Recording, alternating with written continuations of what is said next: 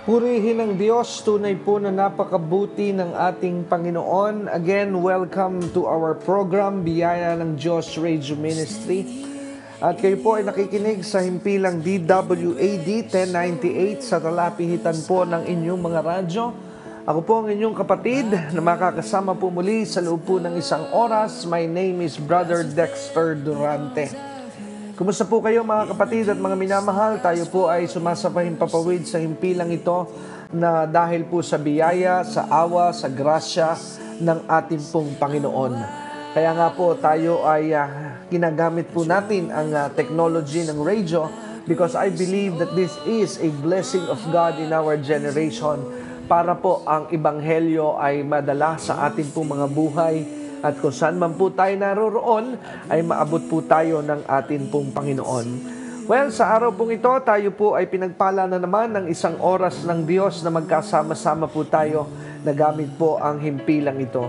At saan man po kayo naabot ng palatuntunan ito, again, gaya po ng aking laging sinasabi sa ating pong pagbubukas sa palatuntunan, dalangin ko po na kayo po ay nasa maayos na kalagayan at ang biyaya at ang pagpapala ng ating Panginoon ay inyo pong nararanasan. Kaya man po ay nasa inyong mga tahanan, ay purihin po ang Diyos at ang pagpapala niya ay inyong makamtan. Kung kayo naman po ay naglalakbay at inaabot po kayo ngayon ng traffic at kayo nasa inyong mga sasakyan na nakikinig ng broadcast na ito, well, again, I say and I speak that the blessings of the Lord be upon your life. Amen? At tunay po na ang Diyos ay napakabuti, kaya nga po tayo po ay darako na sa ating pong pag-aaral ng salita ng Diyos. Pero sa ating pong gawain ito, ay gaya po ng ating madalas na ginagawa tuwing tayo po ay sumasahim papawid, binubuksan po natin ang pagkakataon sa mga naaabot nito kung kayo po ay may mga prayer requests any time of the day, hindi lamang po during this time na naririnig nyo on air ang gawain ito. Kahit po kayo ay nasa anumang oras na at you feel that you need somebody to pray for you via text message, send nyo lamang po yung text message na tumasa po kayo na hindi man po ninyo minsan na-receive yung text back or reply. Basta ipadala nyo lamang po yung prayer request. We are praying for you. Amen? We are praying for you. We are taking notes about your prayer request and also not I am just praying for you. Binibigay po ito sa akin. Hindi lamang po ako nananalangin.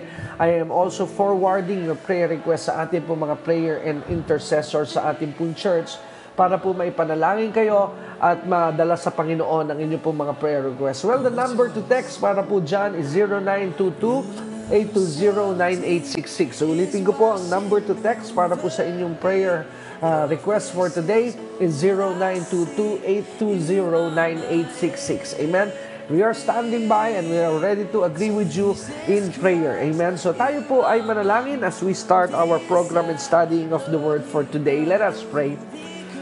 O Diyos, amang makapangyarihan sa lahat, kami po'y nagpapasalamat, O Diyos, sa iyong kabutihan at sa iyong katapatan. Salamat po dahil ang iyong grasya, ang iyong awa, ang iyong habag, ang dahilan, it's the reason why we are here today and we are studying your Word through this technology. And dalangin ko po, O Diyos, ng iyong pagkilos, ang iyong pagsama, ay maranasan naming lahat sa aming pag-aaral ng iyong salita. Lapatan mo po ng iyong kapangyarihan ang pangangaral at paghahayag ng iyong salita.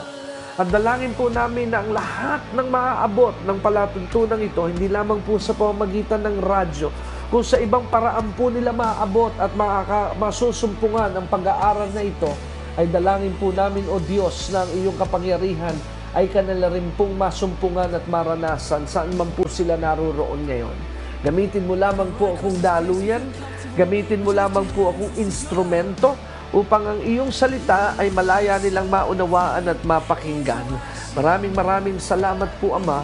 Ito po ang aming sama-samang panalangin ng may pananalig at idinalangin namin ang lahat ng ito sa pangalan ng iyong anak na si Jesus at ang lahat po na nakiisa ng may pananalig ay nagsabi po ng Amen and Amen. Praise God. So tayo po ay dumako na sa ating pong text for today. So tayo po ay nasa ikalawang linggo. Kung kayo po ay sumusubaybay sa ating broadcast, we are on our second week sa series po ng ating teaching, The Principles of Multiplication. Amen? And for our text to begin with, buksan po natin ang ating mga Biblia. If you have your Bibles with you, turn your Bibles today sa Luke chapter 9. Amen?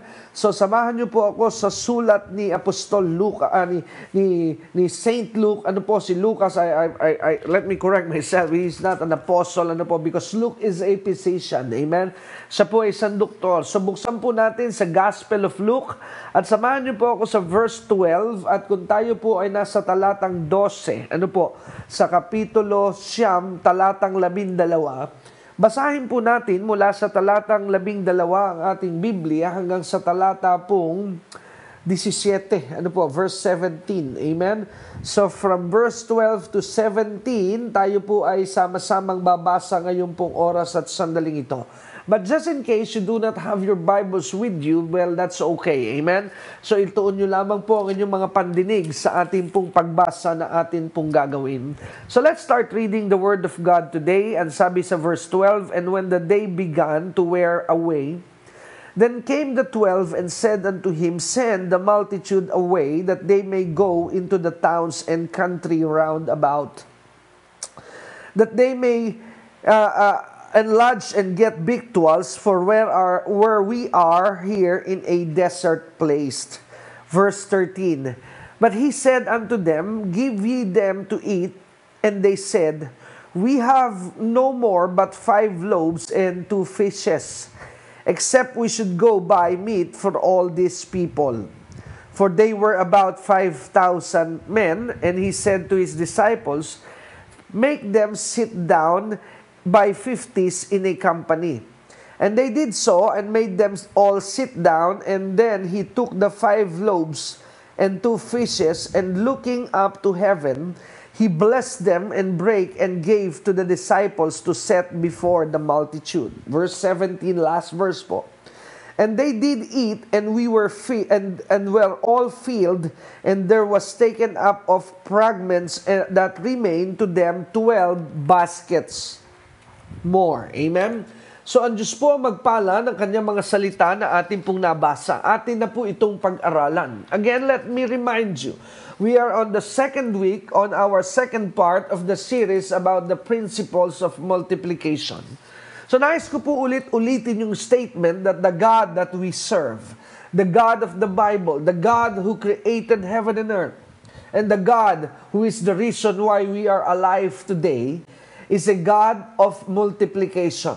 He is not just a God of addition. He is a God of multiplication. God wants everything to multiply, meaning to say He wants increase. Amen? He doesn't just want to add something, but He wants us to multiply, to be fruitful, and to flourish in our life and in our relationship with God. God wants us in every area of our lives being victorious and successful and flourishing and prospering. At ang paraan po para maranasan natin ang God's multiplication is no other than to go to His Word. Because the Word of God is the principle of God. The Word of God is the way of God. The Word of God is the plan of God. So anything that we want in our life that God would be involved, it must be according to His Word. Ano man pong bagay na gusto po natin na ang Diyos ay makasali at siya po ay kumilos at gumalaw at atin po siyang maranasan, kailangan po natin siyang maranasan sa pamamaraan at sa prinsipyo ng kanya pong mga salita. Outside of His Word, God cannot work with us because God will only work based according to His Word and His promises.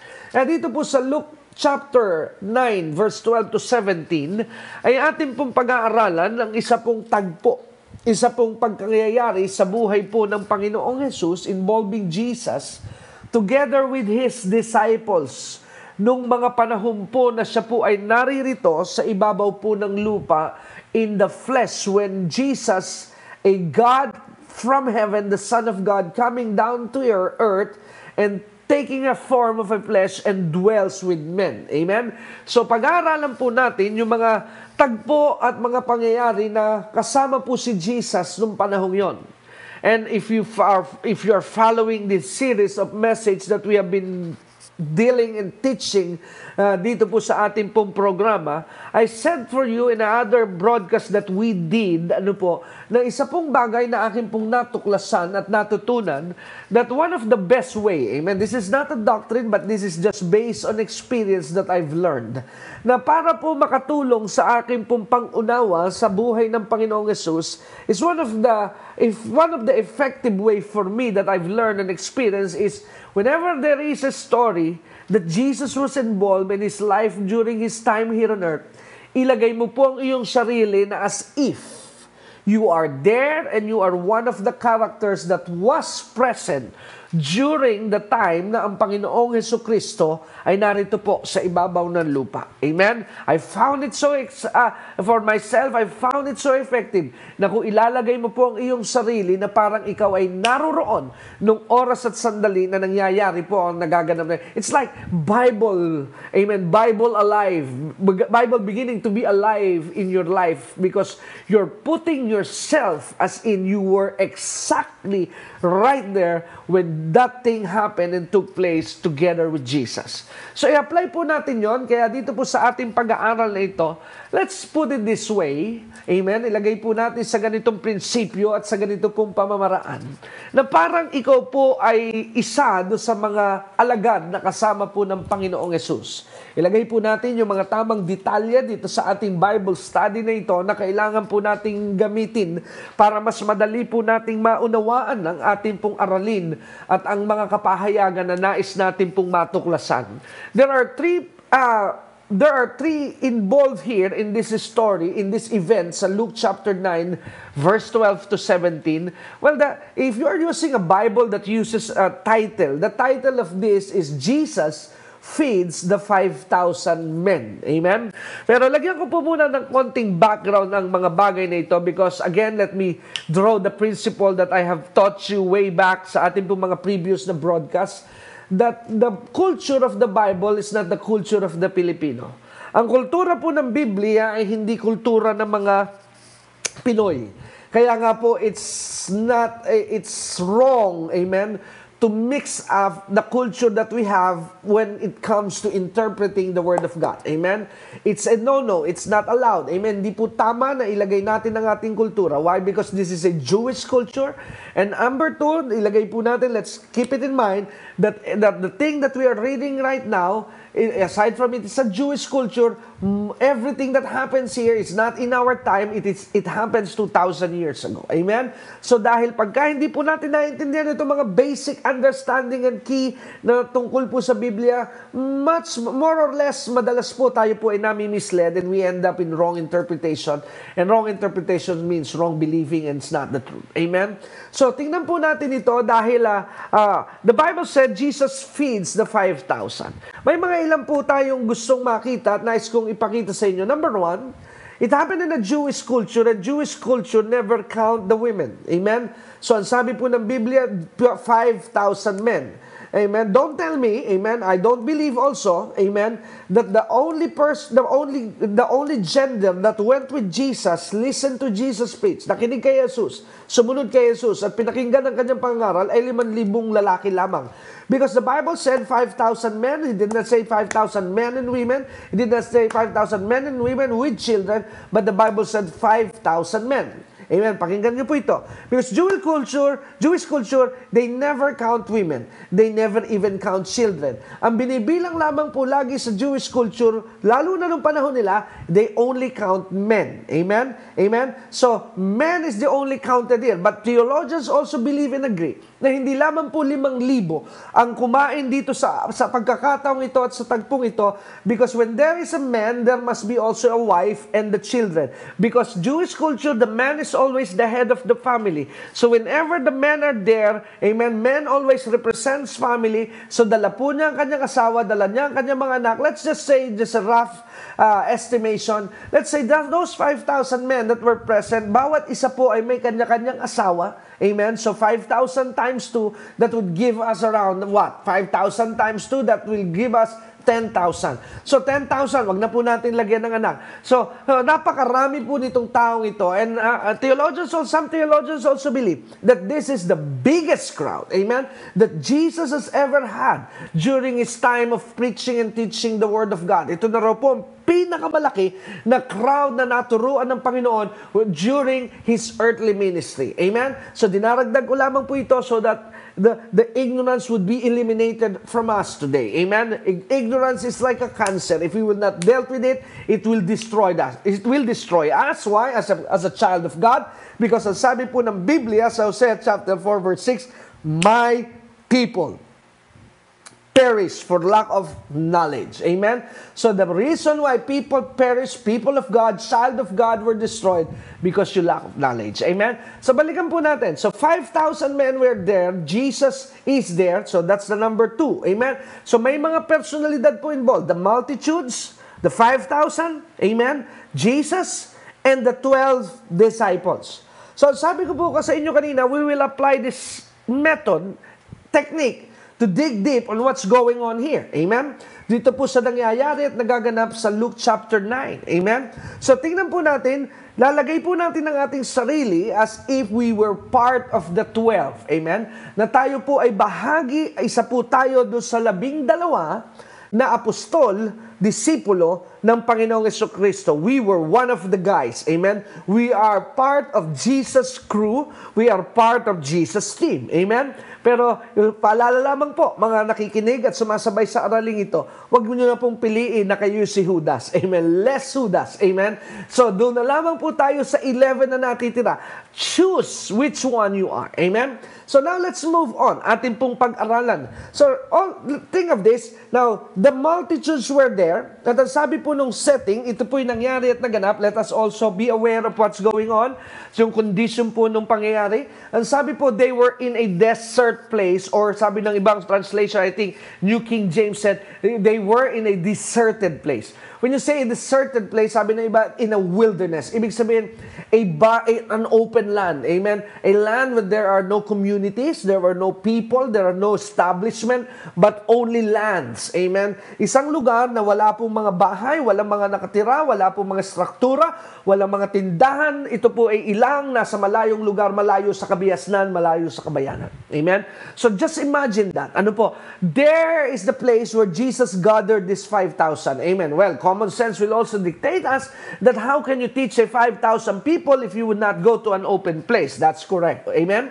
Dahil ating unawain, pag you have this kind and size of group of people na yung tuturuan, you will look for a good and perfect place to teach them. Amen? Kaya dito po sa ating panahon, pagka po ang crowds is by the hundreds of thousands, we use luneta. Amen? So we always look for a place that will be fit to preach and teach this numerous numbers of people.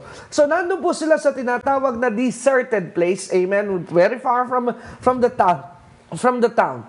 At ang sabi pa po dito ng Biblia, and I would like you to took notice of this, ang sabi ng Luke chapter 9, ang sabi po ng Luke 9 verse 12, and when the day began to wear away. What's that? That's so important as well in this study.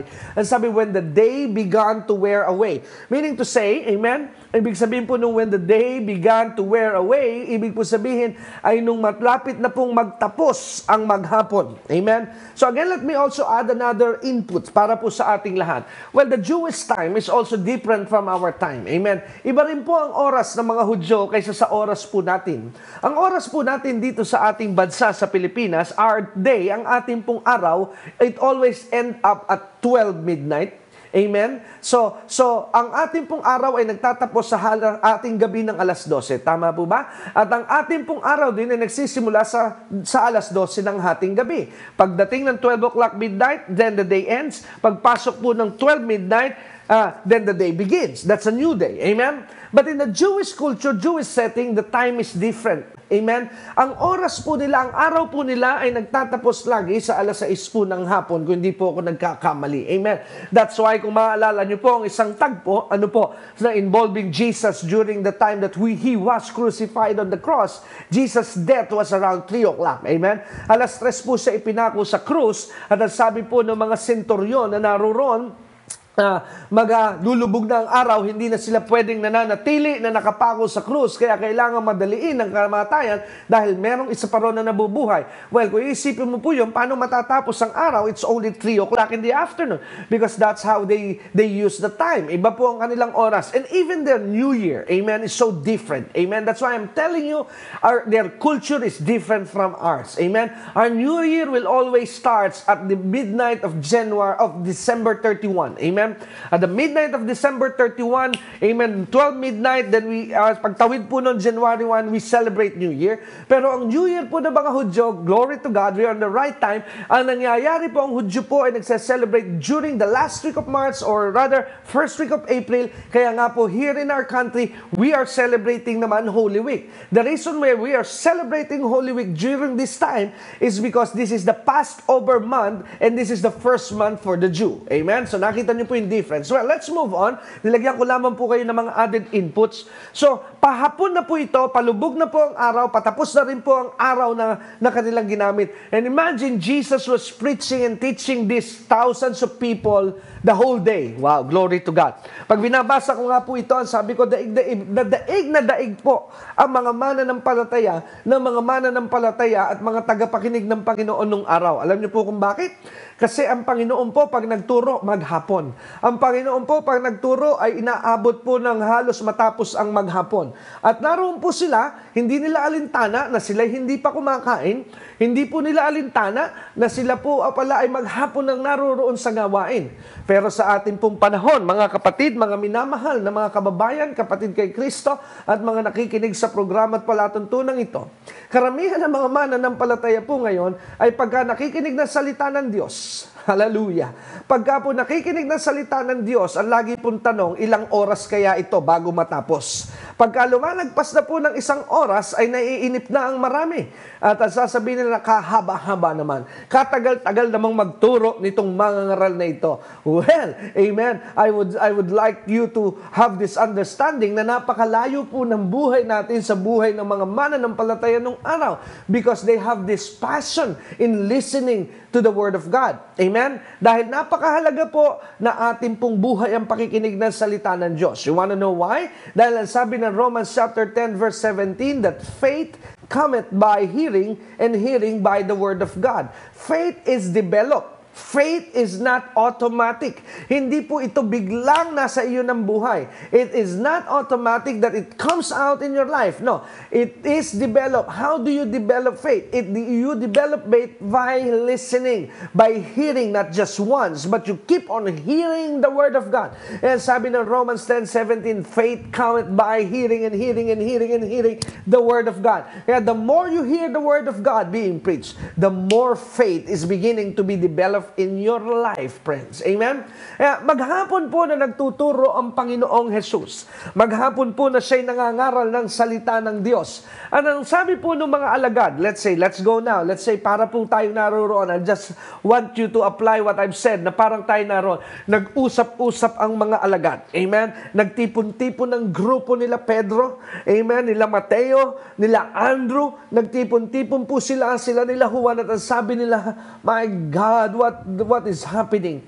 Pag hindi pa tumigil ang Panginoong Hesukristo sa kanyang pangangaral, na baka mamatay na tayo sa gutom. And sabi nung isa siguro sa mga alagad, at sabi niya, that's it. That's it.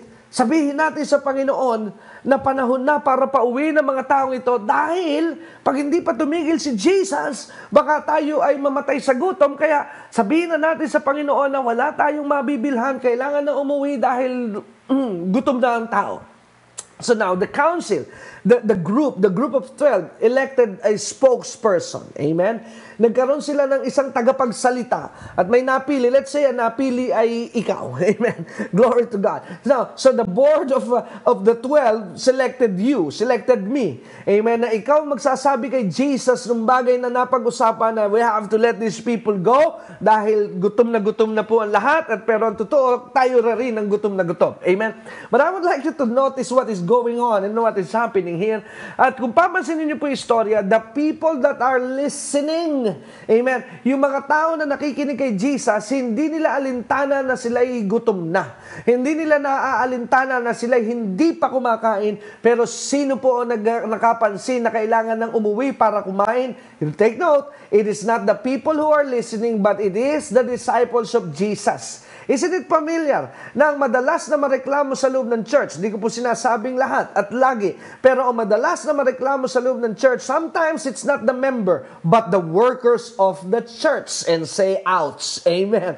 So ang madalas po na nagre-reklamo sa loob ng simbahan, kadalasan ay ang mga manggagawa ng Panginoon na nasa loob ng simbahan. Amen. Ang lagi nilang sinasabi, ganito dapat, pero akala mo they are concerned for the people, but actually they are not concerned about the people, but they are concerned about themselves. Amen.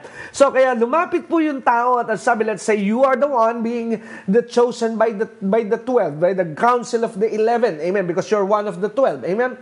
So ang sabi po nung isa, lumapit kay Jesus. Amen. Just use your imagination here now. So Jesus was teaching in front of the 5,000, the multitude. Siya po'y lumapit kay Jesus at sabi niya, excuse me, hallelujah. Ang sabi niya, it's time, Jesus, it's time to let these people go home. We are just too concerned about their life dahil maghapon na po sila. You are preaching good. Amen. Amen. Napakaganda ng iyong tinuturo. It's your series about this subject. It's so good that you plan to teach it the whole day.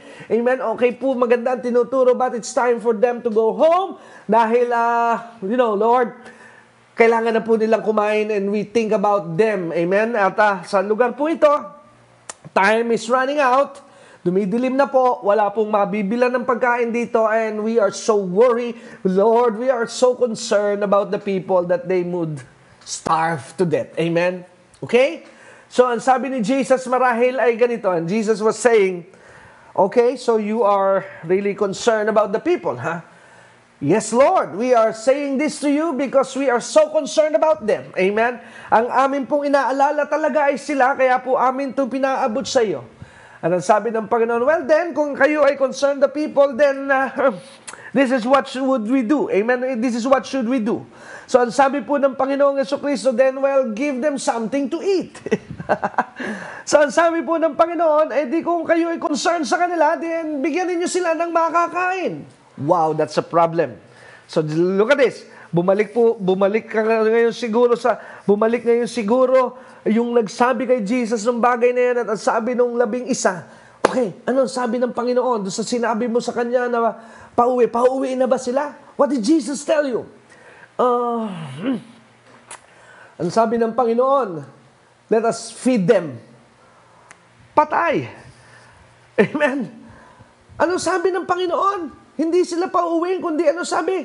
Tayo daw ang magpakain. My God! Amen! Bakit tayo magpapakain? Napakarami nitong taong ito. Libo ang bilang, ang dami ng taong ito. Tapos bakit sa atin ipinasa ang responsibilidad na magpakain? Nang napakaraming sangkaterbang tao ito, hindi natin ito makagawa. Hindi natin ito kakayanin. Imposible itong binasa sa atin ng Panginoong Jesucristo na trabahong ito. So, nagkakagulo na. Ano po? Parang siguro meron ng tensyon na nangyayari because now, they were thinking na pauwi ng Panginoon but the burden was shifted. Amen? Ipinasa po ni Jesus ang obligation ay sa kanila. Now, sabi may dumaan na bata, may dalang 5 tinapay o 5 piraso na may dala pong tinatawag na isda, meron pong ilang pirasong isda, meron pong ilang pirasong tinapay na dala-dala po itong bata na napadaan one time. Amen. So, ang sabi po dito, he has just 5 loaves and 2 fishes. It's like a 2-piece chicken with 5 rice in our time. Amen. So, may napadaanan ang sabi, eto lang ang meron tayo eh. Amen? So, kinuha nila yung pagkain ng bata. Sabi, pahingiram nga ako niya, kid. Kinuha po yung pagkain ng bata at sabi niya, ito lang ang available dito sa lugar na ito na meron tayo. 2-piece fish, amen, with 5 loaves. It's like in our time, 2-piece chicken and 5 rice. How would this fit for 8,000 people na pakakainin? Imposible nga naman po. So, ang sabi marahil ng isa doon sa Council of 11 or Council of 12, sabi, that's it. Sabihin natin sa Panginoon yan. Imposible yung pinagagawa niya sa atin dahil ang meron lamang tayo is 5 loaves of bread and 2 pieces of fish or fishes. Amen? So, ang sabi nila, yun ang sabihin natin so that Jesus would understand the situation. Okay. So, inatasan ulit na magsabi yung tagapagsabi kanina at lumapit kay Jesus at sabi, Master, again, excuse me, sir. And Jesus said, okay, what is it? At sabi po nung tagapagsalita muli ng grupo, Panginoon, we really like to obey you. Gusto namin kang sundin doon sa sinabi mong feed the people. But you have to be reasonable, Jesus. Amen? You have to understand, Lord, ito lang po ang nakita naming meron dito ngayon sa lugar na ito. Actually, hindi pa nga po ito galing sa amin. Nakita lamang namin po ito sa isang bata. And we ask the thing na ibigay ito sa amin para ipakita namin sa inyo that this is the only thing that is available in this deserted place, a 2 pieces of fish and 5 loaves of bread. And that's it, Jesus. This is the only thing that we have. Okay, ano sabi ni Jesus? Okay, ang sabi po ng Panginoong Jesus, ang sabi po ni Jesus, ang sabi po ng Panginoong Jesucristo, ang sabi niya ay, okay, make them sit down by 50s. Oh my God. Amen? So, ang sabi po ng Panginoong Jesucristo, kung susundan niyo po yung pangyayari at pagpapalitan ng pag-uusapan, ang sabi po rito, for verse 14, for they were about 5,000 men, and he said to his disciples, okay, make them sit down by 50s. Amen? So, okay, paupuin niyo sila, group them into 50s. Amen? Pagsamasamahin niyo sila ng tigsi 50, tigli 50. Amen? At yung tigli 50 yan, amen, pag-grupuin ninyo sila, and give me, and sabi po with the next verse tells us, ano naman po sabi doon sa kasunod, ang sabi po doon sa verse 15, the disciples obeyed, amen, ang sabi po nung kwento, sumunod naman po ang mga disipulo, but in verse 16, ang sabi ni Jesus, now give me the bread that you are saying, the 5 loaves and the 2 fishes. Amen? So, ang sabi ng Panginoon, ibigay ninyo sa akin yung sinasabi niyong limang loaves ng tinapay at 2 pirasong isda. Give it to me. Amen? At dinala po kay Jesus. Amen? Dinala po kay Jesus. Dinala po kay Jesus yung tinatawag na tinapay. Dinala po kay Jesus yung tinatawag na piraso ng mga isda. Amen? Now, this is not in the Bible, but it's just as an assumption. Maybe one of them, or maybe Peter, let's just use the name. Maybe binigay po nila dahil kung makikita po natin, inabot naman po ng mga alagad yung tinapay at yung tinatawag ng mga isda sa Panginoong Jesus without hesitation. Maybe in their mind, I do not exactly knew if this happened, but it might be. Amen? Because maybe they are reminded of what had happened in the Old Testament. Dahil sabi nila, hinihingi daw yung tinapay, bigay natin yung tinapay, bigay natin yung isda. Maybe they were thinking at the back of their mind, let's give it. Why? Because in the Old Testament, maybe nag-usap-usap sila, may nakaisip sa kanila ng ganito, but it's not written in the Bible. But let's just say na baka ito'y nangyari. And sabi nila, in the Old Testament, there is an incident in the time of Elijah that just by the 1 piece of bread, then Elijah feeds the hundreds of people. Amen? Amen? So nangyari na ito Nung panahon ni Elijah na wala rin pagkain pero ang pinakain 100 tao. Amen? And greater than Elijah is here. So if Elijah had done that in his time, and the one greater than Elijah is in our midst, kaya niya itong gawin. Ibigay natin yung isda. Ibigay natin yung tinapay. Okay, now, watch this. Nung inabot po nila kay Jesus yung tinapay at yung isda, ano po ginawa ni Jesus? Jesus lifted up the bread, Jesus lifted up the fishes, and He blessed them. Amen? Pinagpala po ni Jesus sa kanyang mga kamay na inabot na mga alagad ng oras at sandaling yon, alin? Ang tinapay at ang ilang pirasong isda. And when Jesus blessed the bread and the fishes, ano po ginawa ni Jesus? Ibinigay po't ibinalik. The same quantity, the same 5 loaves, the same 2 pieces, ibinalik po lahat yon saan? Sa kamay ng mga alagad. Amen? Nung tamputin po ng mga alagad, imagine niyo po na tayo naroon. You were there, you are part of the 11. Ano po? Bahagi ka ng 12 na naroon. Isa ka sa naabutan. Brinake po into 2 yung mga loaves at naroon, hawak-hawak mo po yun. At sabi ng Panginoon sa atin, okay, it's time to distribute. What would you think? Amen? Ano po ang maiisip mo dahil literally in your eyes, nothing happened. Amen? Nung blines ni Jesus yung 5 pirasong tinapay at 2 pirasong isda, hindi naman po dumami ng basket-basket kaagad yung tinapay na hawak ng Panginoong Jesucristo. Isn't it right? Amen? Tama po ba? Hindi naman po dumami. Umunti pa nga dahil hinati sa gitna at i-distribute sa mga alagad. Amen? So, imagine mo na nandun ka, ibinigay sa iyo yung piraso ng tinapay na nakalahati na ng buo. At ang sabi, now you feed them by the bread and by the fishes that is in your hand. And now you are looking in front of you, thousands of people. And now in your hands, ang nasa iyong kamay is half loaves and half fishes. And you will be feeding thousands of people na ang gamit lamang ay kalahating tinapay at kalahating isda. Man, what would you think? Ano ang iyong maiisip nung oras at sandaling yon na naandun ka sa ganong kalagayan? Amen? If I were there, I would be saying this. My God, this is crazy. How would this thing fit the thousands of people in front of me? Pero sabi ng Panginoon, now go! What are you waiting for? Kaya lalapit po yung mga alagad. Amen? Lalapit po yung mga alagad doon sa mga taong yon at alam niyo po gagawin, kukurot po lamang. Get some. Amen? At maaaring nung inaabot na sa mga tao, sabi pa nila, teka, konti lang ang kunin mo dahil marami pang pipitas, marami pang kukuha dyan sa tinapay na yan. Bakit mo nilakihan yung pagkuha? Amen? Pero habang sila po'y umiikot at umiikot at umiikot, habang nauubos po sa kanilang paningin yung kanila pong tinapay na hawak-hawak at isda na hawak-hawak na ibinigay po sa kanila ng Panginoong Jesucristo. Alam niyo po, the miracle now took place. Pagka ito po'y paubos na, habang paubos na, lalo pong dumadami ulit. Parang nare-replenish po yung hawak nila sa kanilang kamay. At walang ubos na kaya kahit bumalik sila ng bumalik doon sa nakakuha na. Kurot pa rin ang kurot, kuha pa rin ang kuha ng tinapay ko. But the bread never runs out. You know, this is the thing that we miss the point here, church. Listen to me. Some of us believe and think that miracles of the 5,000 happens in the hands of Jesus. No, that's not true.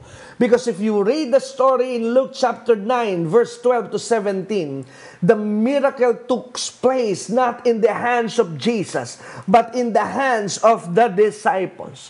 Ang himala po ay hindi nangyari't naganap sa kamay ni Jesus. Ang himala ay nagsimulang maranasan sa kamay ng mga alagad. Amen. Hindi po sa kamay ni Jesus nangyari ang himala. So kaya nga sabi ng titulo, Jesus feeds the 5,000. That's not right. Because the disciples are the one who feeds the 5,000.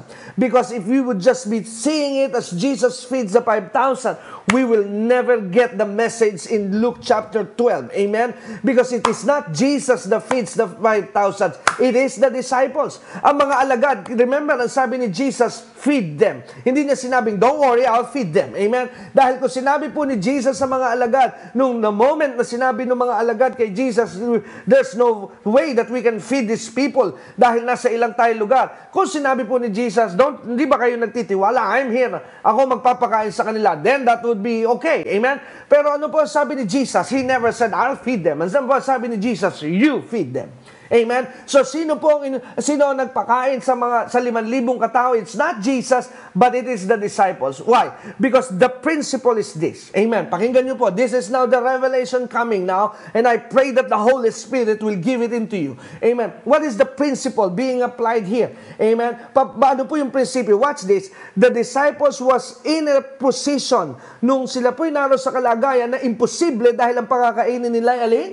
Ang 5,000 katao, but the resources that they have, hindi po magtutugma. Hindi po fit do sa kanilang pangangailangan. Tama po ba? You imagine, 5 loaves, 2 fishes, ilan ang pakakainin? Amen? Kahit po 100 tao, hindi po kasya yung tinapay ng 5 loaves at 2 fishes. Isn't it correct? But the principle is what is important here. Jesus is trying to show us something here. Ano po ang ginawa ni Jesus? Ano po sabi ni Jesus? Give me what you have. Amen. So what is the principle? Nung kinuha po ni Jesus yung meron sila, ano ginawa ni Jesus? He blessed them. Saka po ito'y binalik. So, ito po yung prinsipyo na nais ng Diyos na ating matutunan at mailagay sa ating puso sa Luke chapter 9. Amen? Amen? Bago po dumami yung tinapay, hindi po yun automatic dumami until they gave it into the hands of Jesus and Jesus blessed them. Amen? So, hear me on this. Before multiplication will happen in your life, Jesus needs first to bless what is in your hands. So in order for Jesus to bless what is in your hands, you must give Jesus what is in your hands. Because if you will not give to Jesus what is in your hands, then Jesus cannot bless what is in your hands. Amen. So kung gusto mo pong dumami ang meron ka, kailangan ibigay mo ito saan? Sa Panginoong Jesus. Dahil pag hindi mo inabot sa Panginoon, Jesus cannot bless what is in your hand. Kaya marami pong tao ay laging nananatili sa kakapusan. Why? Because they cannot give to Jesus what Jesus is asking from them, and that's why Jesus cannot bless them, and that's why they cannot multiply. Amen. Kaya napakahalaga po na maunawaan ng prinsipyong ito that Jesus must always be first in our life. Amen? Jesus must always be first. Siya po ang dapat na una. Amen? Kaya if you are working on a limited budget, if you are working with a limited salary, if you are working with the limited resources in your life, you don't have to worry. All you need to do is give it to God first. Give God first. Amen? Ibigay mo muna sa Diyos yung dapat na ibinibigay mo sa Diyos. And if you give to God what is due to Him, then God can bless what is in your hands. Dahil dumami po yung nasa kamay po ng mga alagad. Supernaturally, wala po silang kakayanan. Pero the principle is so clear in that situation. Pag ibinigay mo po sa Diyos ang kanyang hinihingi, pag ito'y kanyang pinagpala, dumadami po. It's like what the principle that He taught in the book of Malachi. If you give back your 10%, prove me now, and if I will open up the windows of heaven and pour you out a blessing which you could not contain and receive. Hallelujah! Napakahalaga po ng prinsipyong ito dahil ang himala po ay mangyayari sa iyong kamay kung uunahin mo lamang po ang Panginoong Jesucristo sa iyong buhay. Napakahalaga na maunawaan po natin that Jesus must be first in everything we do. Amen? I realize that God is not after our money anyways. Amen? Napagtanto ko po na ang Diyos ay hindi naman pala talaga interesado sa ating pong mga pera at kayamanan. But I also realize that our money is connected to our hearts. Or vice versa. Our hearts is connected to our wallet. That's good. Amen? Our hearts are connected to our wallet. I'll prove that to you. Amen? Sabi ng mga reflexologists one time, di po ba, may mga reflexologists na pag pinindot yung paa mo, sabi, masakit po ba? Yes. Ito po ay konektado sa kidney. Masakit po ba? Ito po ay colon. Masakit po ba? Ito po ay liver. Okay. So, the points is connected to some parts of your body. But I realized one time that your heart is not connected to your feet, but it's connected directly to your wallet. Let me prove that to you. Pagka po ikaw ay walang pera at merong bayarin, di po ba nararamdaman mo sa iyong puso, ninenervyos ka? Tama po ba? Pag meron kang mga bayarin at pangangailangan pero wala kang pera, ano po nangyayari? Ramdam na ramdam mo po sa dibdib para kang ma-high blood. At pag may dumating namang sobrang laking biyaya at pagpapala na hindi mo inaasahan at sobra-sobra sa iyong pangangailangan, masaya ulit ang iyong puso. So your money is always connected to your heart. And you know, bago po ito matuklasan natin, ang Biblia po ay nauna na. Ang sabi po ng Panginoong Hesus sa kanyang salita, that where your treasure is, there will be your hearts also. Kung nasaan po ang iyong puso, naroon din daw po alin ang iyong kayamanan. At kung nasa ng iyong kayamanan, vice versa, naroon ang iyong puso. Amen? Kaya nga po, ang pera ay hindi po ang interest ng Diyos ay hindi ang pera. God can finance His ministry. But why is it that He still wants us to give? Amen? To give money to Him. To give money to the kingdom of God. You know why? You know why? Alam niyo po kung bakit? Kung hindi naman kailangan ng Diyos. Because God is not just, He's not after really our money. But when He asks us to give something to Him, is because He is asking our hearts. Amen? Because I found out and I realized it's so easy to tell God, I love you. It's so easy to say, God, I love you, I love you, I love you, Lord, and I love you, Lord. Pero, pag sinabi ng Diyos, okay, give your car to this ministry. Lord, I just say to you, I love you. Pero pag sinabi sa'yo ng Diyos, give that 100,000 to this ministry. Lord, di mo po ba ako narinig? At sabi ko lang ay, I love you. Amen. It's also the same kay Isaac, at kay Abraham na relasyon. God doesn't need an Isaac. But in yet, sabi ng Diyos kay Isaac, sabi ng Diyos kay Abraham, give me Isaac. He doesn't need a son. He doesn't need one. Amen?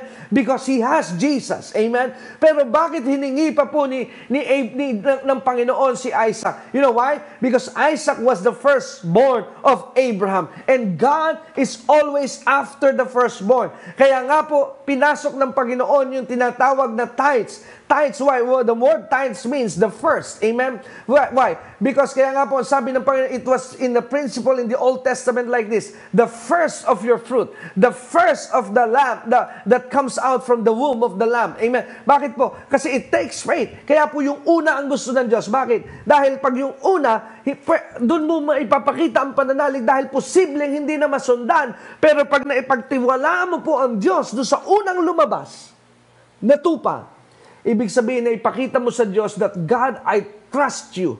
I trust you in this. Amen? Kaya later on, na-realize ko po sa buhay po namin at ng aking pamilya. And the Lord is our witness on this. Dati po, I have made the wrong concept about tithing.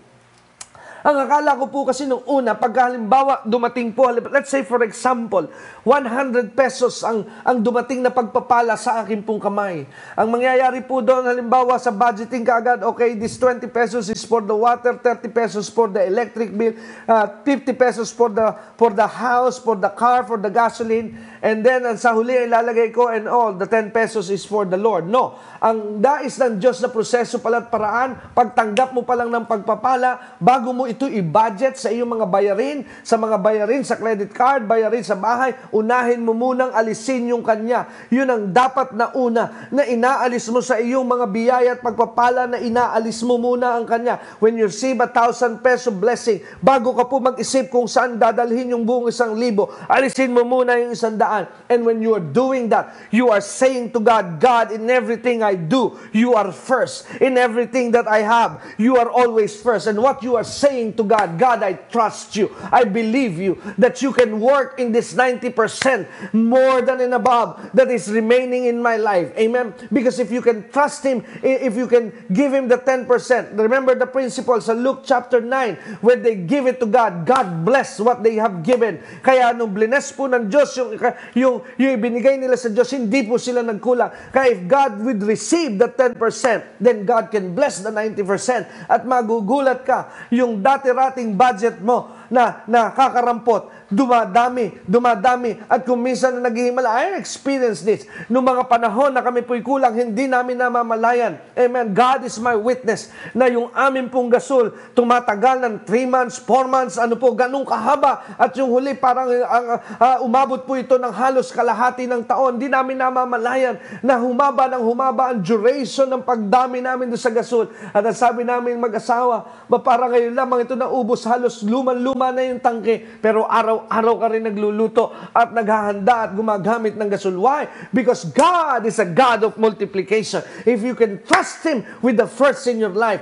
then God can bless you and multiply you with the rest that is in your hands. Kaya nga po pinagpala ng Diyos ang kamay ng mga alagad because they trust God. They give everything to God and they put their trust into God, because when you give to God, It's not just you are giving money, you are just giving away material things. It's indirectly saying to God, I trust you. Amen? Kaya pag inutusan ka ng Diyos, give that car to that ministry. Give that 100,000 to that ministry. When you accepted that word, you are saying to God, I trust you. I trust you, Lord. I trust you. You're not just giving away money. You're not just giving away things. You're giving your heart to God. Amen? Kaya doon ko po lalong naunawaan ang prinsipyong ito sa Luke chapter 9, verse 12 to 17. It's not in the hands of Jesus na nangyari po ang himala. Saan po nangyari ang himala ng pagpaparami? Sa kamay na po ng mga alagad. Hallelujah. Amen? Kaya ang pagpaparami po at ang pag-unlad sa iyong kamay mangyayari, kapatid. Sa iyong kamay dadaloy ang mga biyaya at pagpapala ng Diyos. But you have to trust God. You have to trust God. Ang problema po ng marami, ang sabi nila, saka na ako mag-iika po. Saka na ako susunod sa pagbibigay na yan. Pag marami na akong pera, no. That day would not come. Yung araw na yun ay hindi darating. Amen? Dahil may prinsipyo ang Biblia. If you can be faithful in the least, amen? Kung ikaw po'y magiging tapat sa kakaunti, pagkakatiwalaan ka ng napakarami. But if you would not be faithful in which that is least, then God cannot trust you with more. Amen? Kaya nga po kung anong meron ka ngayon, ang laging pinakamahirap na gawin ay yung hindi po pagsunod sa Panginoon. Amen? And I always reminded of this because I was thinking one day, because I know that I have to preach grace always. It's not by works that God is blessing us. But one day, I was asking the Lord, kung we are not blessed by works, pero bakit po yung tithes kailangan pa? You know what the Lord told me? Because I declare that there are only two things that you will do in tithes. It's either you give it or you steal it. Dalawang bagay lang po ang pwede mong gawin sa ikapo. It's either ito ay iyong ibigay o iyong itong nakawin. So if you do not give it, you're guilty of stealing. So, ang sabi ng Panginoon one day sa akin, para maintindihan ko ito sa concept of grace, yes, you are not blessed by works. But because you steal the tithes, then remember this, ang sabi niya, though you are under grace, but grace doesn't give you license to sin. Because sin always has an effect. Amen? Dahil pinalaya na tayo ng Diyos sa batas. Pero hindi ibig sabihin, pwede ka nang pumatay. Hindi ibig sabihin, pwede ka nang mangalunya. Hindi ibig sabihin, ito pa rin po'y masama. Pero ang magandang balita sa grasya, kung ikaw may makapatay, kung ikaw may mahulog sa pangangalunya, then mahal ka pa rin ng Diyos. The love of God is still available for you, but the consequence of killing, amen, the consequence of adultery, amen, ay magyayari sa iyong buhay. Amen. Bakit po? Dahil pag nangalunya ka, you will be hurting your wife, you will be hurting your children, and not only your wife and your children, you will also be hurting kung yung babae na iyong kinabit ay may asawa, you'll also be hurting the husband. And not only that, kung yun ay merong anak, you also hurt the children. So, that's the effect of sin. Amen? But in the sight of God, He still loves you. If you will still ask Him, Lord, help me. I need your help. Do you still love me? Yes, He does.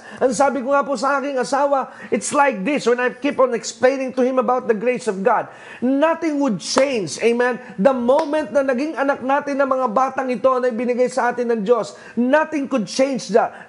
They will forever be and will always be our children. Amen? Pero pag sila po ay nagkasala, sila po ay nagkamali, halimbawa, I just use an example, if my son, amen, ay nakipagsuntukan at may binugbog po siya sa eskwelahan, amen, so hindi ko po yung gusto na kanyang gawin, pero hindi po ibig sabihin na pag nabalitaan ko na siya may ginulpihan, sasabihin ko sa kanya, dahil sa ginawa mong yan, tapos na ang ating relasyon bilang bilang mag-ama. Yan, pakasama ko naman pong magulang. Ang magulang po ay dapat ay laging nakasuporta at nakaalalay sa kanyang mga anak. The more na ang anak po ay nagkakaroon ng pagkakamali, hindi yun ang tamang panahon para layuan mo ang iyong anak. Dahil pag sa panahon ng iyong anak ay nangihina at nagkakamali, lumalayo ka, napakasama mo pong magulang. We are always there to support our children, no matter what they have done, because nothing would change the fact that they are our children and we are His parent. Kaya sabi ko sa kanya, sabi ko, pag nangyari yun, ayoko na mababalitaan at gagawin niya yun, pero may consequence yun. Dahil magagalit yung kanyang inaway, gagantihan siya nung kanyang inaway. The worst, magagalit yung magulang kung may magulang. Amen? That's the consequence. Mapapahiya siya sa gitna ng kanyang mga kaibigan, ka-eskwela, ka-klase, at kung sino ba man. Because there will always be a consequence of sin, but my relationship with my son will never be affected and destroyed. Why? Because I am always here for him. Amen? Lagi akong naririto para sa kanya. I will always love him. I will always protect him and defend him. But the consequences, I cannot protect him. Amen? Because there will always be a consequence. But when the consequences are going on, I can still protect him though he passed through the fire. Kaya ating unawain at ating pansinin, because tithing is part of God said, when you don't give it, you're stealing. So, kaya po, nararanasan ng mga anak ng Diyos ang kakapusan at kakulangan because we are reaping the consequence of what we are doing that God said it is not right. So that's what we call grace. Grace is not a license for us to sin. Hindi po ito lisensya para po tayo magwala. Bagamat hindi po ang kaligtasan ay nasa pagsunod sa batas. Ang kaligtasan po natin ay nasa pagtitiwala kay Hesus Kristo. And I hope you get the message that God wants us to hear today. At medyo kulang na po tayo ng oras sa oras at sandaling ito. Kaya ako po'y nagpapasalamat sa Diyos dahil sa maikli pong pagkakataon, hindi po kayo nagsara ng inyong mga radyo at patuloy niyo pong binukas ang inyong mga pandinig. I hate to stop, but we have to dahil kulang po ang isang oras natin sa oras na rito. Tayo po'y manalangin, o Diyos amang makapangyarihan, maraming salamat po for the privilege na binigay mo sa amin na makapag-aral ng iyong salita. I ask you to bless everyone that have heard and listened the word of God. In Jesus' name, and everybody say, Amen. Again, if you have prayer requests today, meron po kayong mga prayer requests, you can continually text us 0922-820-9866. Ulitin ko po ang number to text, 0922-820-9866, mga kapatid. At hindi lamang po tuwing araw na ito, kung kailan nyo napakinggan, kung nailista nyo na po ang ating number any time of the day that you want us to pray for you, then just text us. Amen. At muli, ako po ay maapila sa inyo if God is speaking to your hearts. Amen. Thank God for the partners. Amen. Salamat sa Diyos sa mga partners ng ministry ito na walang sawa, na kanila pong sinusunod ang tawag ng Diyos para po matugunan ang lahat ng ating mga obligasyon para makapagpatuloy ang ministeryong ito. Well, I pray that the Lord bless you more and bless you abundantly. Amen. And just in case kayo po inahamon and God speaking to you, again, I believe in this ministry that your tithes belong to your local church. Bring your tithes to your local church. But if you're considering this ministry as your mission, amen, mission nyo po ito over and above your tithes, you can send your offering to this ministry. And dahil sabi nga po, ito po'y bahagi na ginagamit po natin para ang ebanghelyo dalhin sa iba't ibang uri, iba't ibang klase ng buhay ng tao. Kaya you can be a partner of this ministry. How? And by sending your best love gift. Ano po? Sa inyo pong nilalagay ng Diyos sa inyong puso. Because remember this, in the New Testament, God loves a cheerful giver. So pwede nyo pong ipadala sa ating pong BPI Carmona Branch. Ano po ang ating pong bangko is Bank of the Philippine Islands, BPI Carmona Branch. Account name is Dexter Durante. Ano po? Ulitin ko po, BPI Carmona Branch. Account name is Dexter Durante. Ang account number po natin is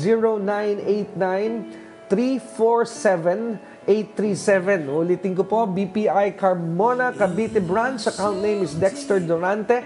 At ang account number po ay 0989-347-837. Ulitin ko po, 0989-347-837 is the account number of our bank. So go and make your decision today to be a partner of this ministry. At kung kayo po ay nagnanasa rin na makasama po namin, if you don't have a church that you consider us as a church to go to, pwede nyo po kaming madalaw. I as well ay nagsasalita po ako sa ating pong church sa Biyaya ng Diyos Christian Fellowship Alabang. Every Sunday, 10:30 po ng umaga hanggang meron po tayong second service sa ganap na 2:00 ng hapon ng tanghali. Ito po ay sa third floor ng CRM building. Nasa National Road lamang po ito ng Muntinlupa. Papunta po ito, malapit po ito sa Abida condominium na itinatayo bago po dumating ang Metropolis Star Mall. So, yun lamang po ay bago po dumating ng Alabang. Ano po? At tuwing din pong Sunday sa Antipolo, sa ganap pong alas 8:30, 8:30 ng umaga, sa Silawes Extension, po sa bahay po ng kapatid na Sister Lisa at Brother Alex. At every Wednesday, ako naman po ay nasa simbahan ng aking kapatid sa 3rd floor ng Morales Malls, dyan po sa Binyan, Laguna. Amen, 7:30 po yan ng gabi. And every Tuesday, sa Mesias Church, na pinamumunuan po ng kapatid na Pastor J.B. Martin, dito po sa Las Piñas. Amen. At tuwing naman pong araw ng linggo din, every second Sunday, you can catch me at the Church of My Dad, po sa simbahan ng aking ama, sa main church ng Biyaya ng Diyos Christian Fellowship sa 2nd floor Medicor Building, Ortigas Avenue, Green Hills, San Juan, 4 o'clock in the afternoon. So hanggang dito na lamang po ako. Well, until then, hanggang sa mga susunod po natin pagsasampawid ng programa at palatuntunang Biyaya ng Diyos Radio Ministry. Muli ako po ang inyong nakasama, ang inyong kapatid, Brother Dexter Durante, ang patuloy na nagsasabing ang grasya at ang biyaya ng Diyos ay higit pa sa sapat.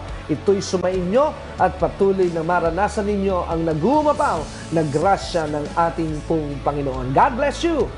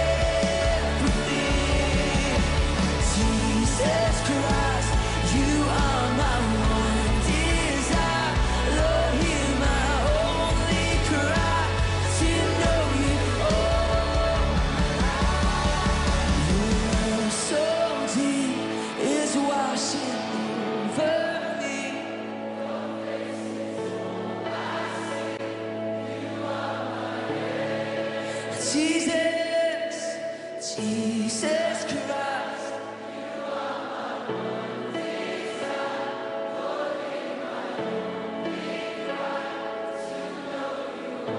Come on, one more time. Your love so deep is washing over me. You are my everything. Jesus.